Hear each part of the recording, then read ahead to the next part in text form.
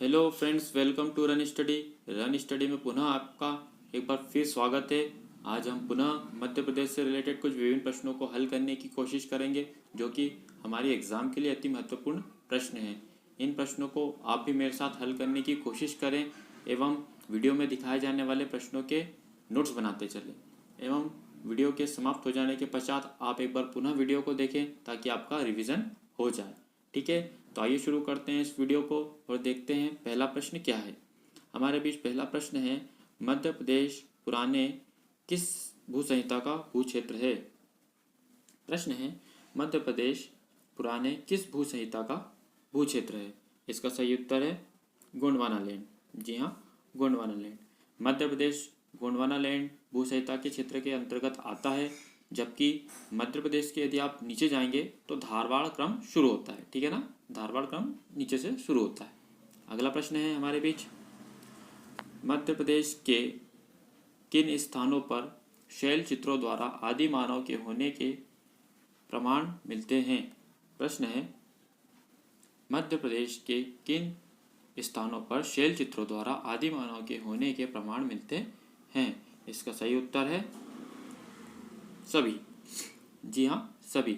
मध्य प्रदेश के होशंगाबाद, जहाँ पर आदमगढ़ पहाड़ी है, रायसेन, भीमबेटका, सागर के निकट एरंड में शैलचित्र द्वारा आदि मानव के होने के प्रमाण मिलते हैं। ठीक है ना, तो इसका उत्तर सभी आ जाएगा। अगला प्रश्न है हमारे बीच, कौन सा स्थान प्रदेश को ताम्रपाषाण संस्कृति से संबंधित करता है। प्रश्न है, कौन सा स्थान प्रदेश को ताम्रपाषाण संस्कृति से संबंधित करता है। इसका सही उत्तर है कायथा। जी हाँ, कायथा। कायथा नामक स्थान काली सिंधु नदी उज्जैन से पूर्व में 15 किलोमीटर दूर स्थित है, जो कि ताम्रपाषाण संस्कृति से संबंधित है, क्योंकि यहाँ कुछ तांबे की चूड़ियाँ तथा कुल्हाड़ियाँ प्राप्त हुई हैं। इसका उत्खनन श्री वाकणकर जी के नेतृत्व में हुआ था। ठीक है ना, तो इसका सही उत्तर है कायथा। अगला प्रश्न है हमारे बीच, निम्न में से कौन से स्थल पूर्ण पाषाण युगीन से संबंधित नहीं है। जी हाँ, प्रश्न पूछा गया है कि निम्न में से कौन से स्थान पूर्ण पाषाण युगीन से संबंधित नहीं है। इसका सही उत्तर है शिवपुरी, ग्वालियर। जी हाँ, सीधी, शहडोल, खंडवा, खरगोन, मंदसौर, शाजापुर ये सब संबंधित हैं, जबकि शिवपुरी और ग्वालियर पूर्ण पाषाण युगीन से संबंधित नहीं है।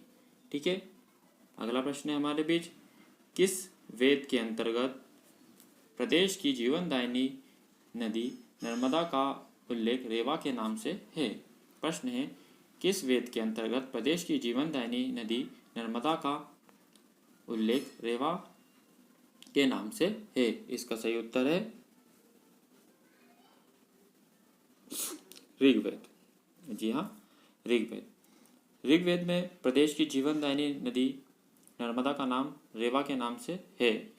पुरुकुत्स से विवाह होने के पश्चात ही रेवा का नाम नर्मदा किया गया था। ठीक है, तो इसका सही उत्तर है ऋग्वेद। आइए अगला प्रश्न देख लेते हैं, निम्न में से कौन सा राजवंश मध्य प्रदेश से संबंध रखता है। प्रश्न है, निम्न में से कौन सा राजवंश मध्य प्रदेश से संबंध रखता है। इसका सही उत्तर है कलचुरी। जी हाँ, कलचुरी वंश की स्थापना कोक्कल ने की थी, जिसका संबंध मध्य प्रदेश से है। ठीक है ना, इस कलचुरी वंश की स्थापना किसने कर दी, कोक्कल ने। ठीक है, इसे नोट कर लें आप, कोक्कल ने की थी। अगला प्रश्न है, मध्य प्रदेश का वह कौन सा शासक था जो महान विद्वान, लेखक, निर्माता तथा योद्धा था। जी हाँ, यहाँ प्रश्न में पूछा गया है, मध्य प्रदेश का वह कौन सा शासक था जो महान विद्वान, लेखक, निर्माता तथा योद्धा था। इसका सही उत्तर है राजा भोज। जी हाँ, राजा भोज परमार वंश के सबसे प्रतापी राजा थे, जिन्होंने कलम व तलवार दोनों में ही महारत प्राप्त की थी। ठीक है ना, इनकी कुछ रचनाएं भी हैं, जैसे सम्रांगण सूत्र तथा सरस्वती कंठाभरण। ठीक है ना, तो इसका सही उत्तर है राजा भोज, और इनकी दो रचनाएं सम्रांगण सूत्र एवं सरस्वती कंठाभरण। अगला प्रश्न है हमारे बीच, बुंदेलखंड का प्रतापी शासक कौन था। प्रश्न है, बुंदेलखंड का प्रतापी शासक कौन था। इसका सही उत्तर है छत्रसाल। जी हाँ, बुंदेलखंड के प्रतापी शासक छत्रसाल थे, जो कि बुंदेल वंश के शासक थे। ठीक है, अगला प्रश्न है हमारे बीच, किस ग्रंथ में उल्लेख है कि बुद्ध काल में अवंती की राजधानी उज्जैनी थी? जी हाँ, प्रश्न में पूछा गया है किस ग्रंथ में उल्लेख है कि बुद्ध काल में अवंती की राजधानी उज्जैनी थी? इसका सही उत्तर है पाली ग्रंथ। जी हाँ, पाली ग्रंथ में वर्णित है कि बुद्ध काल में अवंती की राजधानी उज्जैनी थी। ठीक है, अगला प्रश्न है हमारे बीच, मांधाता नगर का संस्थापक कौन है? प्रश्न है, मांधाता नगर का संस्थापक कौन है? इसका सही उत्तर है मुचुकुंद। जी हाँ, मुचुकुंद। मध्य प्रदेश में नर्मदा नदी के तट पर मुचुकुंद ने मांधाता नगरी बसाई थी। ठीक है ना। अगला प्रश्न है, पनगुड़िया से प्राप्त हुए हैं। पनगुड़िया से प्राप्त हुए हैं, तो पनगुड़िया से क्या प्राप्त हुए हैं? तो यहाँ से शिलालेख प्राप्त हुए। क्या प्राप्त हुए? शिलालेख प्राप्त हुए। अगला प्रश्न है, महाभारत युद्ध में वे जनपद जो पांडवों के साथ थे। जी हाँ, पांडवों के साथ कौन से जनपद थे यहाँ पूछा गया है प्रश्न में, तो इसका सही उत्तर है उपरोक्त सभी। जी हाँ, पांडव की ओर से युद्ध में काशी, दशाण, वत्स, मत्स्य जनपद सभी शामिल हुए थे। ठीक है ना, इसलिए इसका सभी सही आंसर है। अगला प्रश्न है, महाभारत युद्ध में वे कौन से जनपद हैं जो कौरव की ओर से लड़े थे? जी हाँ, इस बार कौरव पूछा गया है कि कौरवों की ओर से कौन लड़े थे, तो इसका सही उत्तर है ये सभी। कौरव की ओर से महाभारत युद्ध में महिष्मती, अवंती, भोज, गंधक, विदर्भ, निषद इत्यादि ये सब लड़े थे। ठीक है ना, तो इसका सही उत्तर आएगा सभी। अगला प्रश्न है, हेलियोडोरस किस राजवंश के दरबार में आया था? प्रश्न है, हेलियोडोरस किस राजवंश के दरबार में आया था? इसका सही उत्तर है शुंग वंश। जी हाँ, हेलियोडोरस शुंग शासक भागभद्र के शासनकाल में आया था। वह एंटियाल क्रीट्स का राजदूत था। उसने गरुड़ स्तंभ की स्थापना की थी। ठीक है ना, तो इसका सही उत्तर है शुंग वंश। अगला प्रश्न है, सातवाहनों के शासन के साक्ष्य के रूप में क्या अवशेष है? प्रश्न है, सातवाहनों के शासन के साक्ष्य के रूप में क्या अवशेष है? इसका सही उत्तर है तांबे के सिक्के। ठीक है, तांबे के सिक्के। सातवाहन का संपूर्ण इतिहास इसके सिक्कों से ही पता चलता है। ठीक है, इसलिए इसका सही उत्तर है तांबे के सिक्के। अगला प्रश्न है, किस शक शासक के सिक्के मध्य प्रदेश के मालवा क्षेत्र से प्राप्त हुए हैं? प्रश्न है, किस शक शासक के सिक्के मध्य प्रदेश के मालवा क्षेत्र से प्राप्त हुए हैं? जी हाँ, मालवा क्षेत्र से पूछा गया है, तो इसका सही उत्तर है भूमक। ठीक है ना, शक वंश के शासक भूमक के सिक्के मालवा से प्राप्त हुए हैं।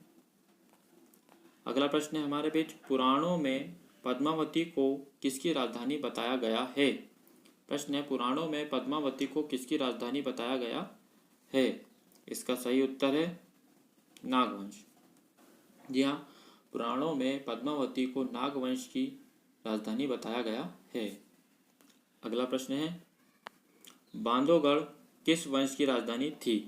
प्रश्न में पूछा गया है कि बांधवगढ़ किस वंश की राजधानी थी? इसका सही उत्तर है मगराज। जी हाँ, मगराज। अगला प्रश्न है, मध्य प्रदेश के शिवपुरी जिले के नरवर को किसने स्थापित किया था? जी हाँ, प्रश्न में पूछा गया है कि मध्य प्रदेश के शिवपुरी जिले के नरवर को किसने स्थापित किया था? इसका सही उत्तर है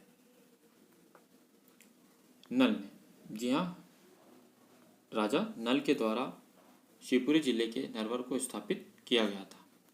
अगला प्रश्न है, निम्नलिखित में से कहाँ से मिनांडर के सिक्के मिले हैं? प्रश्न है, निम्नलिखित में से कहाँ से मिनांडर के सिक्के मिले हैं? तो इसका सही उत्तर है बालाघाट। जी हाँ, हिंदू यूनानी शासक मिनांडर के सिक्के बालाघाट से प्राप्त हुए हैं। अगला प्रश्न है, गुप्त शासक रामगुप्त के शासनकाल के सिक्के कहाँ से प्राप्त हुए हैं? जी हाँ, प्रश्न में पूछा गया है कि गुप्त शासक रामगुप्त के शासनकाल के सिक्के कहाँ से प्राप्त हुए हैं? इसका सही उत्तर है विदिशा। गुप्त शासक रामगुप्त के शासन के साक्ष्य विदिशा तथा एरण्य से प्राप्त हुए हैं। ठीक है ना, इसका सही उत्तर है विदिशा। अगला प्रश्न है हमारे बीच, चंद्रगुप्त द्वितीय के अभिलेख कहाँ से प्राप्त हुए हैं? प्रश्न है चंद्रगुप्त द्वितीय के अभिलेख कहाँ से प्राप्त हुए हैं? तो इसका सही उत्तर है मालवा। ठीक है ना, कहाँ से? मालवा से। अगला प्रश्न है, किस अभिलेख में सूर्य मंदिर के निर्माण का उल्लेख है?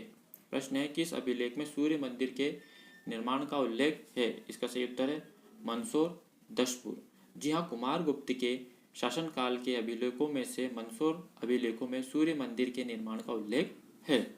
ठीक है ना।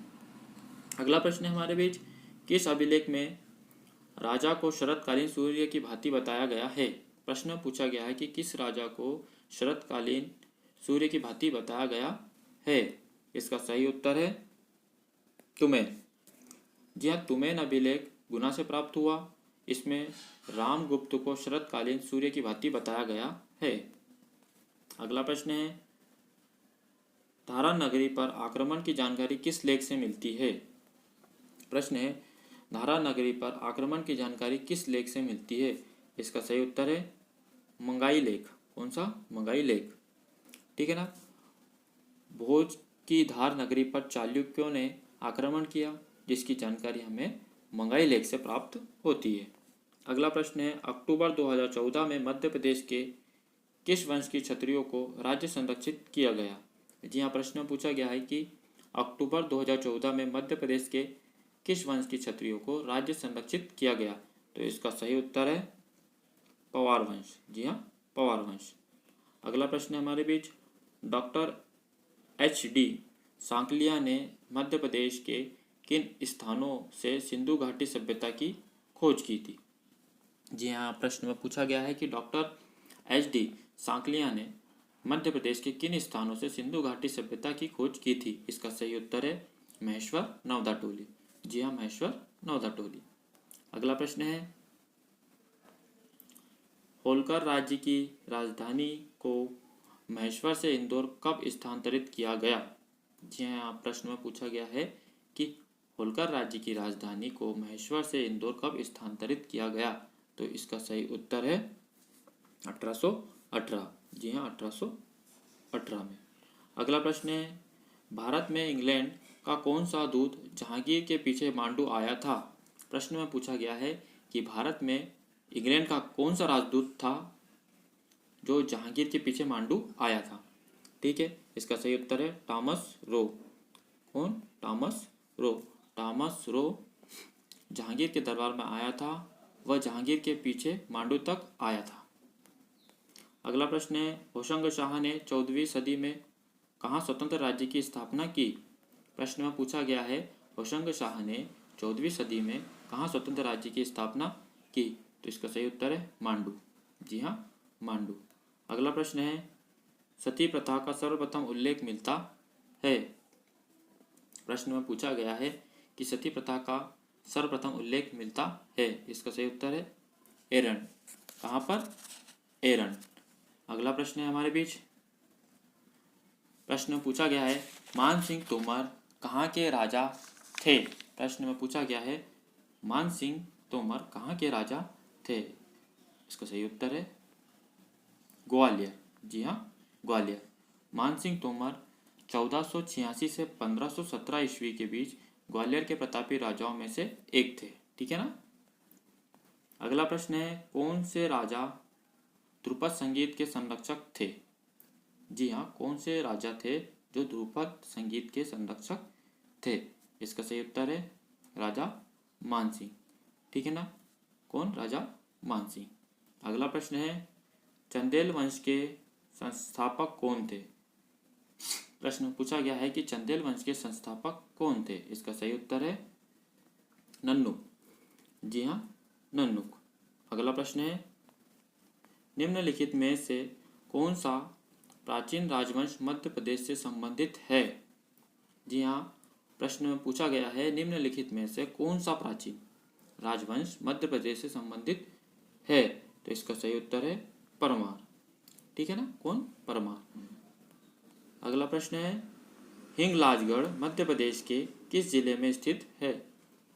हिंगलाजगढ़ मध्य प्रदेश के किस जिले में स्थित है? इसका सही उत्तर है मंदसौर। जी हाँ, हिंगलाजगढ़ परमार वंश का चित्रकला के लिए प्रसिद्ध स्थान था, जो कि मंदसौर में स्थित है। कहाँ पर? मंदसौर में। किस लिए प्रसिद्ध था? चित्रकला के लिए। अगला प्रश्न है, इस्लाम नगर में रानी महल और चमन महल किसने बनवाया था? प्रश्न पूछा गया है कि इस्लाम नगर में रानी महल और चमन महल किसने बनवाया था? इसका सही उत्तर है दोस्त मोहम्मद खान। ठीक है ना, किसने? दोस्त मोहम्मद खान ने। अगला प्रश्न है, मध्य प्रदेश में किसकी मृत्यु के बाद मराठाओं ने अधिकार प्राप्त कर लिया? प्रश्न है, मध्य प्रदेश में किसकी मृत्यु के बाद मराठाओं ने अधिकार प्राप्त कर लिया? इसका सही उत्तर है औरंगजेब। जी हाँ, 1707 में औरंगजेब की मृत्यु के बाद मराठाओं ने मध्य प्रदेश में अधिकार किया। ठीक है ना। अगला प्रश्न है, भैरव स्तूप की खोज किसने की थी? भैरव स्तूप की खोज किसने की थी? इसका सही उत्तर है कनिंघम ने। जी हाँ, कनिंघम ने 1073 में सतना स्थित भैरव स्तूप की खोज की थी। भैरव स्तूप कहाँ पर है? सतना में। ठीक है ना। अगला प्रश्न है, अंतिम होलकर का नाम है? प्रश्न है, अंतिम होलकर का नाम है? इसका सही उत्तर है यशवंत राव। जी हाँ, यशवंत राव। अंतिम होलकर यशवंत राव है, जिनका शासनकाल 1926 से 1948 तक रहा। कब से कब तक? 1926 से 1948 तक। ठीक है। आज का यह अंतिम प्रश्न था। उम्मीद है आपको वीडियो पसंद आया होगा। आप वीडियो को लाइक करें, शेयर करें और रन स्टडी के चैनल को सब्सक्राइब करें। धन्यवाद।